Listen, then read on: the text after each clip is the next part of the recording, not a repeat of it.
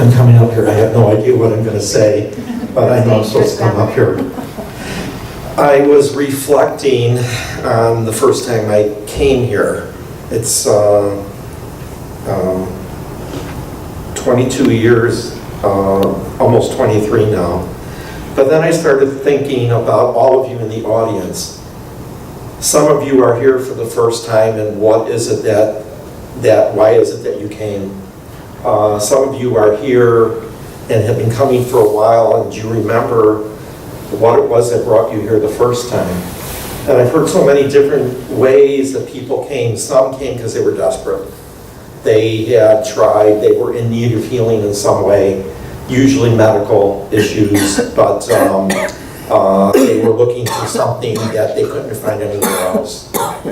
Others came because they were curious. They heard stories that some amazing things have happened through this ministry, and they wanted to check it out themselves. Others came probably because a family member dragged them here, and they were really here to drive the car, or because someone else wanted to be here, and they just decided I might as well come along on that.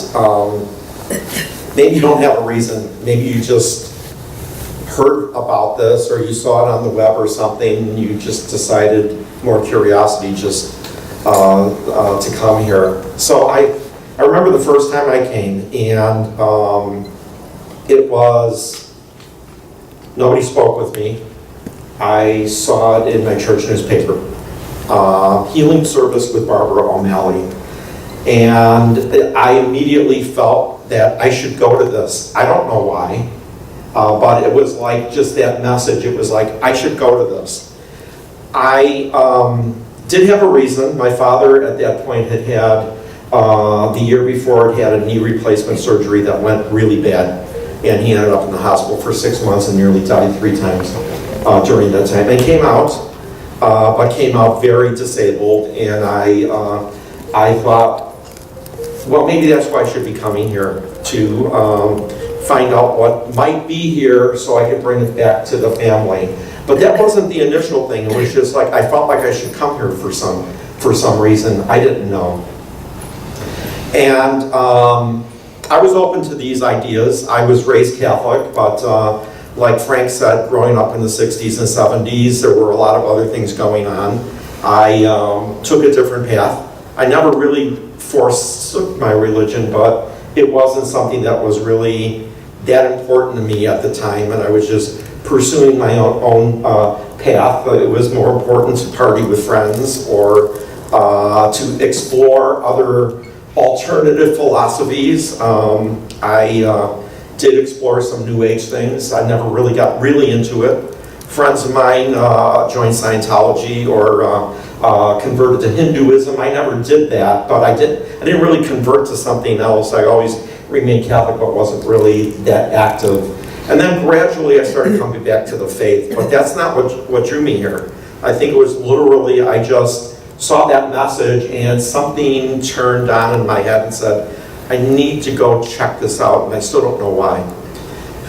And that first service I talked about before, what happened to me was I was sitting in the back of the room. It was a very crowded church, and I couldn't even see who was speaking up in the front because I was near the back. But I heard this voice, and it was a nice voice, and the voice was Barb's, but talking about how Jesus loves us and so on. And I'm listening to this, and suddenly I had something very profound happen to me, where I was literally shaken out of my seat 3 times with a bolt of electricity going through me. At least that's what it felt like. Like I was literally being plunged with this thunderbolt of electricity, and it happened 3 times. And each time I felt like my body had jerked, but I looked around each time and nobody else was noticing, so I guess it was an internal thing. But then when it was over, I had this incredible sense of peace come over me, and love and warmth. And I just sat there, and suddenly I realized all of my own physical ailments. I had a lot of neck problems, allergies, and things like that. It was like nothing was bothering me at that point, and I thought, oh, this is interesting. And then later, during the laying on of hands, I decided I will go up. And as I approached Barbara, she didn't ask me what I wanted to pray for. She just put her hand on my forehead and she said, Jesus loves you. And as she did that, I fell back. Some of you, many of you have experienced this before. Not everybody does, but I just felt weak in the knees and felt like this extreme peace come over me. But it was a physical sensation that occurred then, which was, I felt like this beam of light electricity went into the center of my head and then started separating into 3 distinct beams. One went to the back of my neck, one went to where I have neck arthritis, one went to the middle of my back where I had a long-standing injury from weightlifting, and one went to my jaw where I had TMJ. And I'm lying on the ground experiencing this, and all 3 of these areas are buzzing, like vibrating, and I'm just sitting there saying, whoa, I have no idea what is going on here. And then years later, I recognized that the Lord reaches us in any way the Lord can to open our hearts up to Him. My background at that point, and still is, that I'm in medical research. Now, you may hear more, the current term is data scientist. I'm a biostatistician, I'm a medical data scientist. I work on studies on new treatments to treat people for whatever it is, heart disease, cancer, or whatever. And I've been through many studies, and although we often find things that help, it doesn't help everybody. Not everybody gets there, but it's still viewed as something that's working for enough people that it's worth trying. But connecting back to that first experience, I have a t-shirt at home that I picked up at a data science meeting that says, "In God we trust, all others bring data." And then I started just reflecting on that here, saying that's the perfect thing for me because I was very data-based. That's what my career is, and it still is. But God showed me at that first time I came to a service that there's something above that.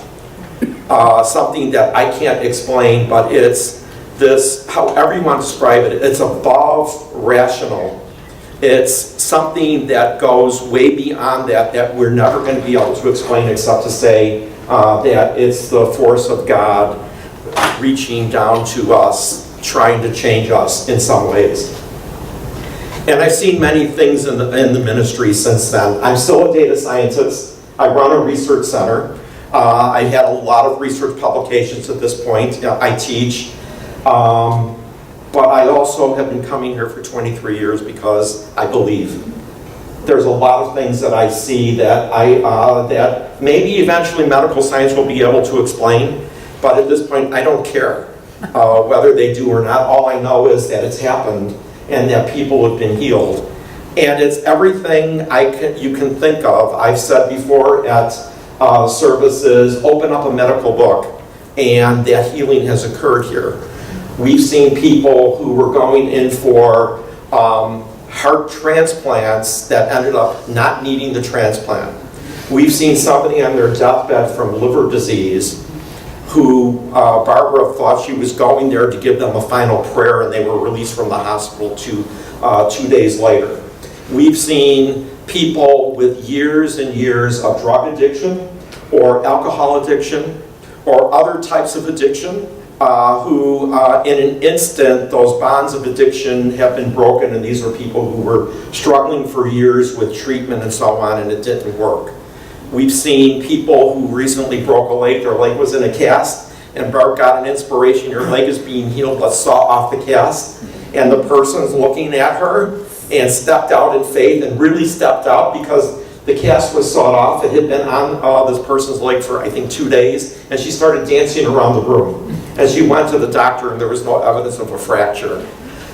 We've seen broken people who are mended in terms of, for whatever reason, they've got long-held, deeply personal hurts, that in an instant were gone, whether it was abuse that they experienced or a dysfunctional family or things like that. We've seen also people suffering from mental illnesses, whether it's depression, anxiety, and so on. Again, myself, I was healed from depression.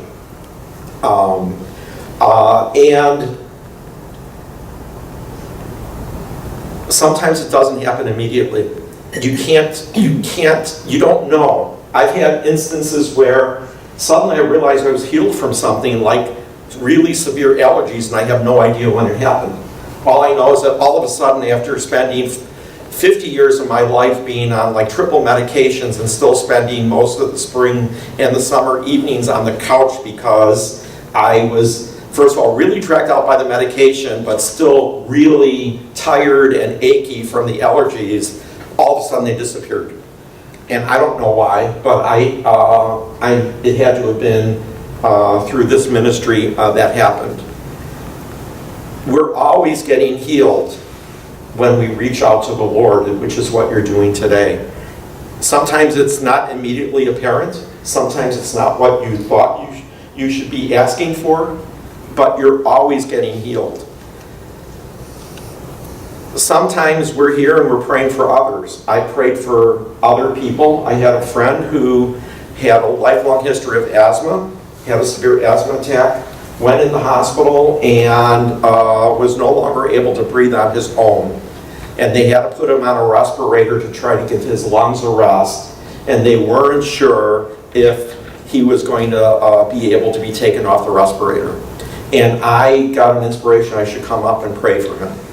And Barbara laid hands on me and I fell to the ground and I experienced as if a respirator, a tube was being inserted into my lungs. I felt something pushing down into my lungs and something that was forcing my lungs open.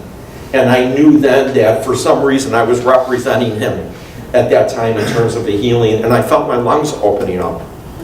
And 2 days later he was taken off of the respirator and he had to go to rehab because he lost a lot of muscle function, but he's never been hospitalized since then, and at that point he was hospitalized yearly.